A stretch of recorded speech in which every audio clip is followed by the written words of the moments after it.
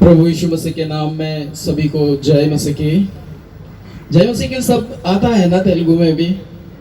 Praise the Lord, hallelujah. प्रभु की महिमा हो, महिमा कలుగును గాక। इस सुंदर सभा के लिए, ఈ సుందరమైన సభ గురించి सचमुच हृदय बहुत आनंदित हुआ। నిజంగా హృదయంలో ఎంతో ఆనందం కలుగుతుంది నాకు। मैंने अपने पूरी सेवा में 2006 से अभी तक ऐसा स्टेज, ऐसी सभा मसीह में नहीं देखा मध्य प्रदेश में। 2006 సంవత్సరం నుండి నేను దేవుని పరిచర్యలోకి వచ్చినప్పటి నుండి మధ్యప్రదేశ్లో ఇటువంటి స్టేజ్, ఇటువంటి సభలో నేను ఎప్పుడు పాల్గొనలేదు। हम लोग प्रार्थना करते हैं हमारे मध्य प्रदेश में भी ऐसा एक सभा हो, ऐसा एक स्टेज बने। आप लोग हमें प्रार्थनाओं में स्मरण रखें। నేను ఆశపడుతున్నది ఏంటి అంటే మధ్యప్రదేశ్లో కూడా ఇటువంటి సభలు, ఇటువంటి స్టేజ్ ఇవన్నీ జరగాలి అని మా కొరకు కూడా మీరు ప్రార్థించండి। मैं एक छोटा सा स्पिरिचुअल सॉन्ग गा के एक छोटा सा प्रेयर करूंगा और उसके बाद एक छोटा सा भजन गा के आगे प्रभु के जो गवाही है मेरे जीवन में उसको समय के अंदर में खत्म करने का कोशिश करूंगा। చిన్న పాట పాడి ప్రార్థన చేసి సాక్ష్యంలోకి ముందుకు వెళ్ళాలని నేను ఆశపడుతున్నాను। आइए अपनी आंखों को बंद करें, हम लोग प्रार्थना में जाएंगे। మనమందరం కళ్ళు మూసి ప్రార్థన చేసుకుందాం। खुदावंत यीशु मसीह, हम आपका शुक्रिया करते हैं इस सुंदर सभा के लिए। इस खुले आसमान में प्रभु परमेश्वर पिता आपने आपके लोगों को बिठाया है। यीशु मसीह, आज की रात परमेश्वर पिता छू ले हर एक को। परमेश्वर पिता हर एक को आत्मा से भर दे। प्रभु परमेश्वर पिता, मैं आपका शुक्रिया करता हूँ दिल की गहराइयों से इस समय के लिए। सब कुछ पवित्र आत्मा के नियंत्रण में हो। धन्यवाद के साथ यीशु मसीह के नाम से प्रार्थना मांगते हैं, आमीन।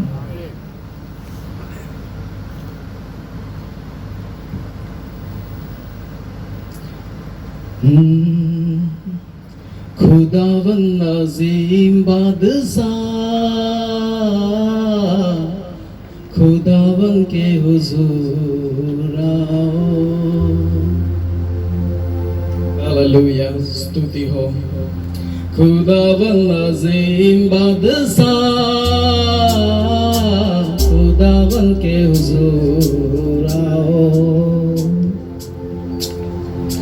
आओ सारी सृष्टि के लोग, आज नया गीत गाओ।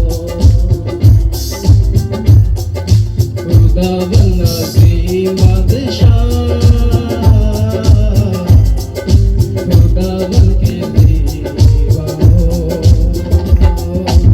आओ सारी दुनिया के लोग, आज नया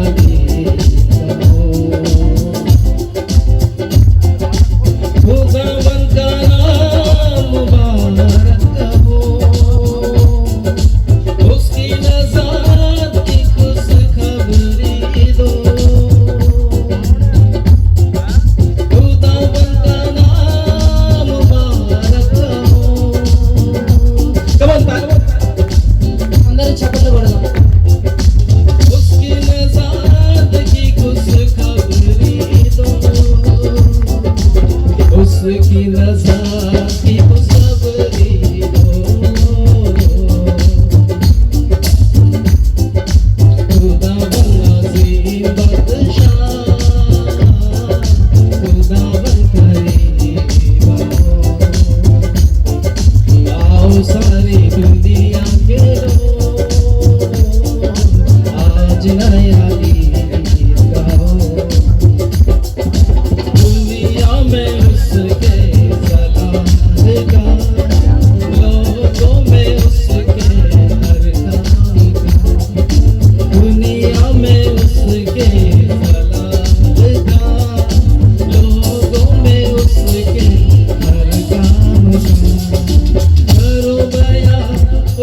गीत गाओ, करो बयां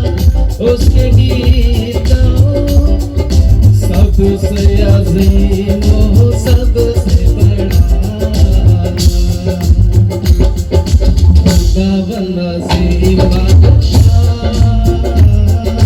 खुदावन करीम। అందరం చప్పట్లు కొడదాం.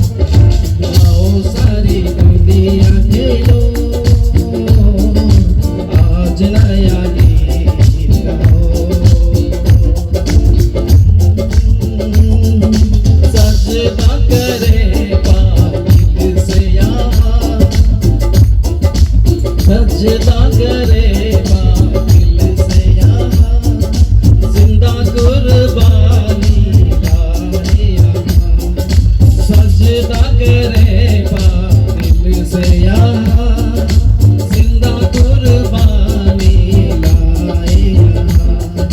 खुश है ज़मीं आसमां भी गुनगुनाए, खुश है ज़मीं आसमां भी गुनगुनाए, जंगलों के पेड़ भी गुनगुना रहे। खुदावन अज़ीम बादशाह,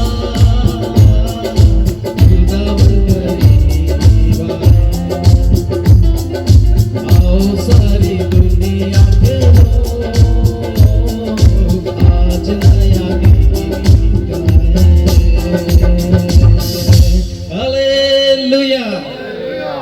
प्रभु के नाम की महिमा हो। मेरा नाम श्रवण पवार है దేవుని और నామమునకే మహిమ కలుగును గాక. నా मैं పేరు శారోన్. मैं एक हिंदू परिवार से हूँ। నేను ఒక హిందూ కుటుంబం నుండి వచ్చి ఉన్నాను.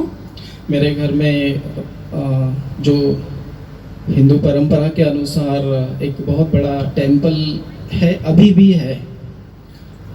హిందూ పారంపర్యం ప్రకారము ఒక గుడి ఉంది. ఇప్పటికి కూడా ఆ గుడి అలానే ఉంది. और मैं बहुत स्ट्रॉन्गली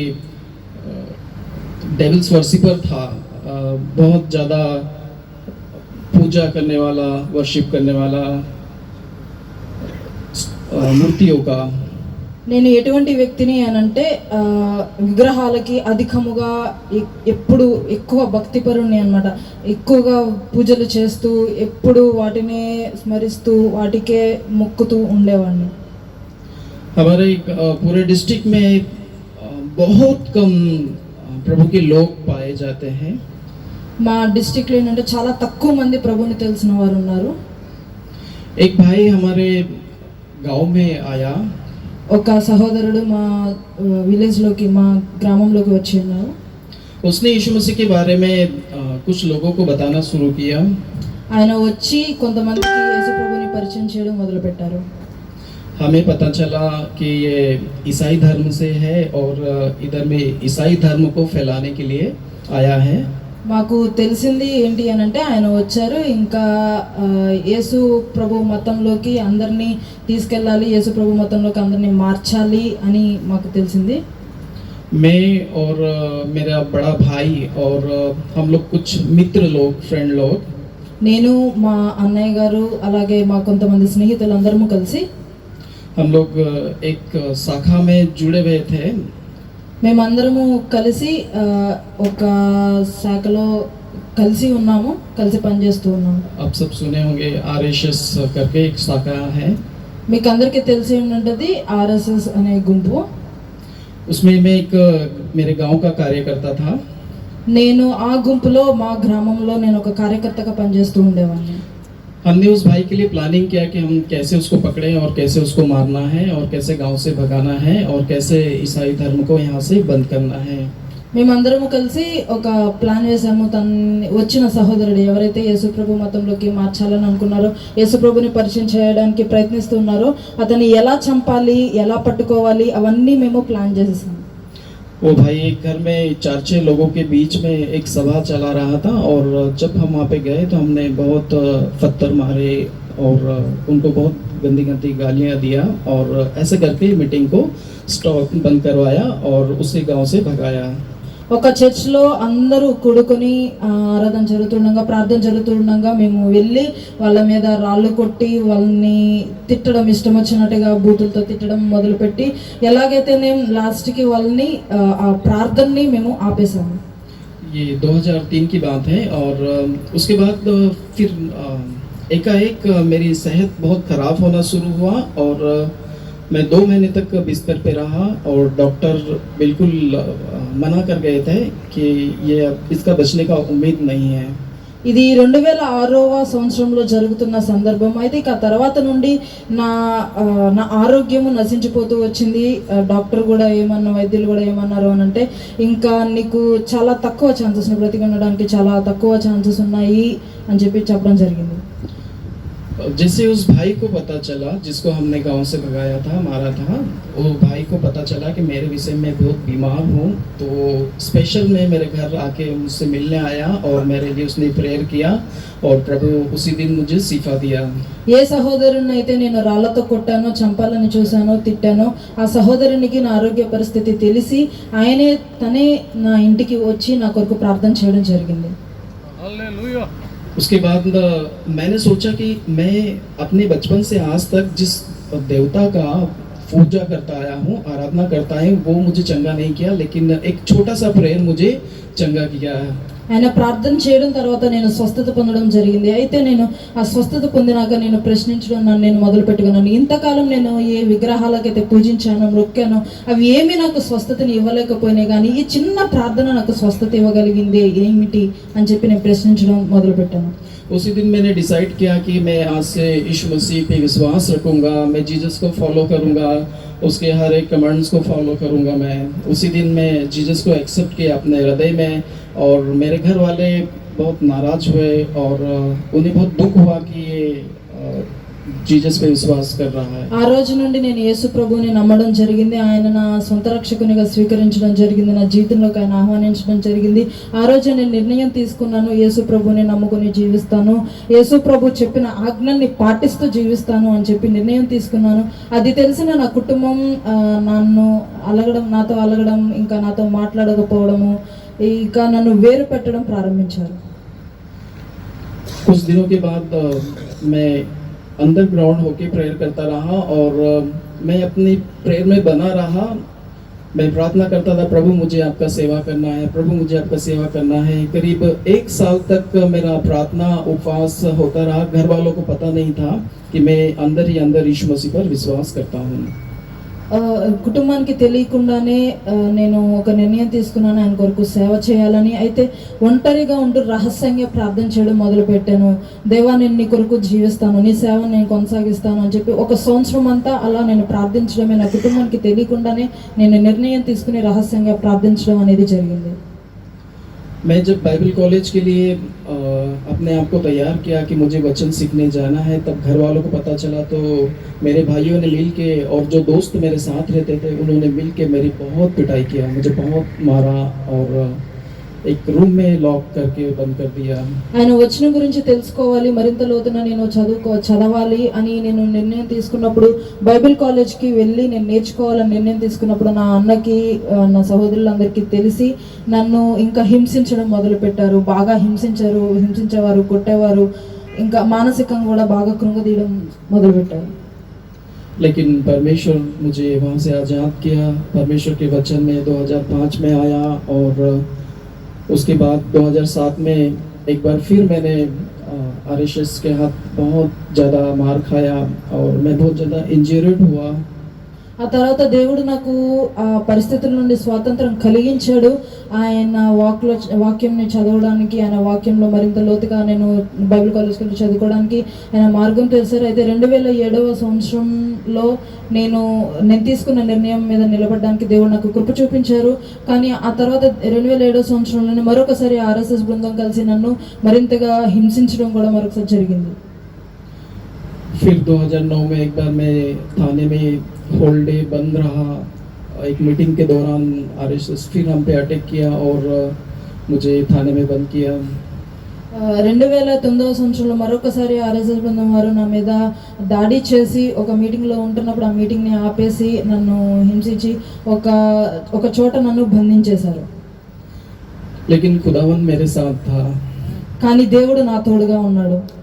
मुझे हर मुसीबत में वो संभालता और अभी तक संभाला उसने. ప్రతి బాధలను నా తోడుగా ఉంటూ నన్ను క్షేమంగా ఉంచుతూనే ఉన్నారు. ఇప్పటికీ నన్ను క్షేమంగా ఉంచారు. हमने बहुत मध्य प्रदेश में जो डिस्ट्रिक्ट मेरे गांव को छोड़कर जिस डिस्ट्रिक्ट में मैं अभी हूँ वहाँ पर बहुत स्ट्रगल किया, बहुत दुख उठाया और बहुत मार खाया, गांव से निकाला गया और हम लोग करीब 5 या 6 दिन तक भूखे रहे। खाने के लिए कुछ नहीं था, कोई हेल्प करने वाला, कोई स्पॉन्स करने वाला कोई नहीं था। जिस गांव में जाते उस गांव में लोग विरोध करके हमें भगा देते हैं। నేను అప్పుడే ఆ గ్రామం నుండి విడిచిపెట్టి నేను ఇప్పుడు ఉంటున్న డిస్టిక్లోకి నేను సేవ చేస్తున్న ఆ డిస్టిక్లో ఎక్కడైతే నేను ఏ గ్రామంలో అయితే ఇప్పుడు సేవ చేస్తానో అక్కడ సేవ ప్రారంభించిన తర్వాత ఎన్నో సమస్యలను ఎదుర్కోవడం జరిగింది. 4-5 రోజులు ఆకలితో అలమటిస్తూ ఉండేవాళ్ళమి. ఆ గ్రామం నుండి వెలివేయబడిన సందర్భాలు కూడా ఉన్నాయి. ఎన్నోసార్లు వచ్చి కొట్టడము, హింసించడము, ప్రార్థన పెట్టడానికి వీలు లేదనడము, అలా ఎన్నో సమస్యలు గుండా మేము వెళ్ళాము.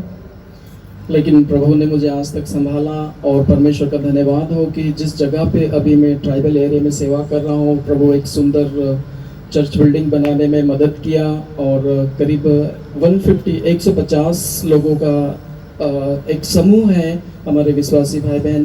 हम लोग कंटिन्यू 2 साल से 8 to 9 PM और मॉर्निंग 5 to 6 PM कंटिन्यू हम लोग सारा फैमिली मिल के प्रभु का वंदना करते हैं। కానీ దేవుడు ఆ పరిస్థితులన్నిటిలోనూ నన్ను క్షేమంగా ఉంచుతూ తీసుకొచ్చి ఇప్పటికీ నన్ను నిలబెట్టాడు. నేను ఏ గ్రామంలో అయితే నేను ఇప్పుడు పరిచర్య చేస్తున్నానో ఆ గ్రామంలో ఇప్పుడు సుమారుగా 150 మంది విశ్వాసులు దేవుణ్ణి నమ్ముకొని చేర్చబడ్డారు. చర్చ్లో, సంఘంలో చేర్చబడి ప్రతిరోజు ఉదయం 5 గంటల నుండి 6 గంటల వరకు, సాయంత్రం 8 గంటల నుండి 9 గంటల వరకు దేవుణ్ణి అందరూ కుటుంబం అంతా కలిసి కుటుంబంగా 150 మంది విశ్వాసులు అందరూ చర్చిలో కూడి దేవుణ్ణి ఆరాధించడం జరుగుతూ ఉంటుంది. प्रभु का मैं धन्यवाद करता हूँ कि हमको परमेश्वर ने एक पहाड़ी एरिया में, ट्राइबल एरिया में, पहाड़ी जगह पे परमेश्वर का मंदिर बनाने में मदद किया। कई विरोध हुआ, कई तकलीफें आई, लेकिन कलीसिया पीछे नहीं हटे। हम जिन भाई बहनों को तैयार किया वो प्रभु में स्ट्रांगली मजबूत है। దేవుడు ఆయన సేవ కొనసాగించడానికి, చర్చ్ని అక్కడ నిర్మించడానికి, సుందరమైన భవనాన్ని నిర్మించడానికి దేవుడు ఎంతో కృప చూపించాడు. నేను దేవునికి కృతజ్ఞతలు చెల్లిస్తాను. ఎందుకు అనంటే అటువంటి మౌంటైన్స్, హిల్స్ అంటే పర్వతాలు ఉండే ఏరియాలోకి తీసుకెళ్ళి దేవుడు అటువంటి జనాల మధ్య ఆయన గొప్ప పనిని నా ద్వారా జరిగిస్తూ ఉన్నాడు. ఇప్పటికీ నన్ను క్షేమంగా నిలబెట్టి అక్కడ ఉన్న వాళ్ళందరి మధ్యలో నన్ను ఒక గొప్ప సాక్షిగా ఆయన వాడుకుంటూ ఉన్నారు. मैं एक वचन बोलना चाहूँगा, उसके बाद मैं अपने स्थान पे जाना चाहूँगा। भजन संहिता 33 अध्याय उसका 18, the book of Psalms chapter 33 verse 18 मैं चाहूँगा सिस्टर पढ़े। నేను ఒక వచనం చదవాలనుకుంటున్నాము. కీర్తనలు 33వ అధ్యాయము 18వ వచనము. వారి ప్రాణమును మరణము నుండి తప్పించుటకును, కరువులో వారిని సజీవులనుగా కాపాడుటకును యెహోవా దృష్టి ఆయన యందు భయభక్తులు గల వారి మీదను, ఆయన కృప కొరకు కనిపెట్టు వారి మీదను నిలిచుచున్నది. मेरे प्रियो, मैं आज रात में सिर्फ एक ही बात आपको बोलना चाहूँगा। यदि आप यहोवा के भय मानने वालों में से है तो यहोवा की दृष्टि आप लोगों पर है। నా ప్రియమైన వారులారా, నేను మీకు ఈ రాత్రికాల సమయంలో ఒక మాట చెప్పాలని అనుకుంటున్నాను. మీరు దేవుని యందు, యెహోవా యందు భయభక్తులు గల వారైనట్లయితే ఆయన దృష్టి మీ మీద నిలిచి ఉన్నది. एलिया पे यहोवा की दृष्टि थी, ఏలియా పైన ఆయన దృష్టి ఉన్నది. एलिशा पे यहोवा की, ఎలీషా మీద ఆయన దృష్టి ఉన్నది. अब्राहम, इसहाक, याकूब, అబ్రహాము, ఇస్సాకు, యాకోబు, యేషావు మీద ఆయన దృష్టి నిలిచి ఉన్నది. बाइबल के हर एक परमेश्वर के जन के ऊपर उसकी दृष्टि थी मेरे प्रियो। బైబిల్లో ఉన్న ఆయన ప్రతి జనము మీద ఆయన దృష్టి ఉన్నది ప్రియమైన వారులారా. और बाइबल कहती है कि यहोवा कभी बदलने वालों में से नहीं है। బైబిల్ చెప్తూ ఉన్నది ఆయన ప్రజలతో ఆయన ఉన్నాడు.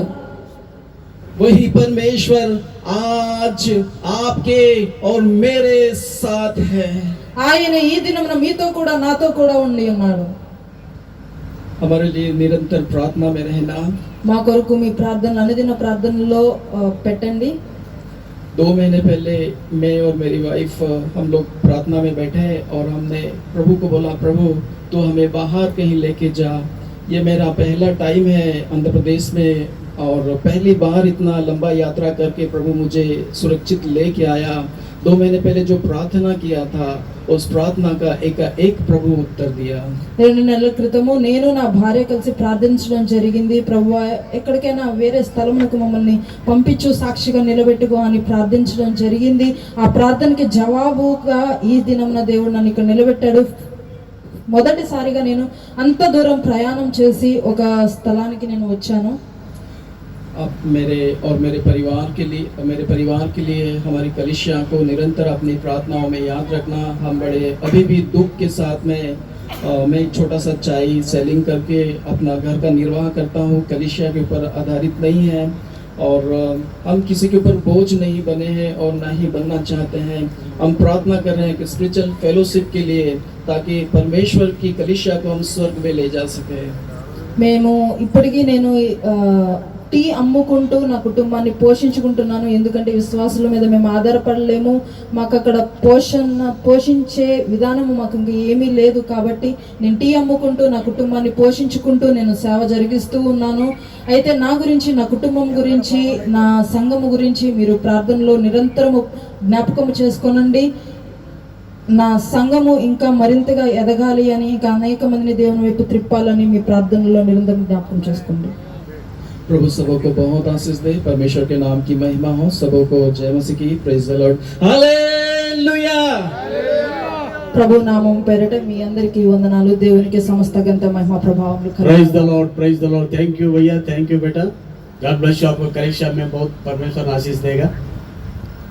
बैठिए, అందరూ సార్ చెప్పలు కొడదామా? ఆయన మందిరాన్ని చూపించారు. ఆల్రెడీ ఉన్నాయి. మందిరంలో చక్కని డ్యాన్స్ చేస్తున్నారు. చక్కని మందిరం కట్టబడింది. చాలా శ్రమలు పడ్డాడు దేవుడు. ఈ రోజున మొట్టమొదటిసారి ఆంధ్రప్రదేశ్లో చిన్న గ్రామాన్ని వేమరపాడికి తీసుకొని వచ్చారు. ఇక్కడ నుండి మేము కూడా ఆ యొక్క నాగపూర్ నుండి దాదాపు 200 కిలోమీటర్లు ఆ యొక్క ప్రాంతానికి వెళ్ళి దేవుని పరిచర్య చేయాలని ఆశపడుతున్నాం. ఎప్పటి నుంచో తమ్ముడు రమ్మంటున్నాడు, కానీ ప్రభు చిత్తం అయితే తప్పకుండా అక్కడికి సంఘముతో కలిసి కొంతమంది బిడ్డలతో కలిసి వెళ్ళాలని ఆశపడుతూ ఉన్నాను. దేవుడు తన సాక్ష్యాన్ని, తన వాక్యాన్ని, తన సంఘాన్ని దీవించి ఆశీర్వదించి బలపరచునుగాక. మనం కోరుకున్న రీతిలో అయ్యగారు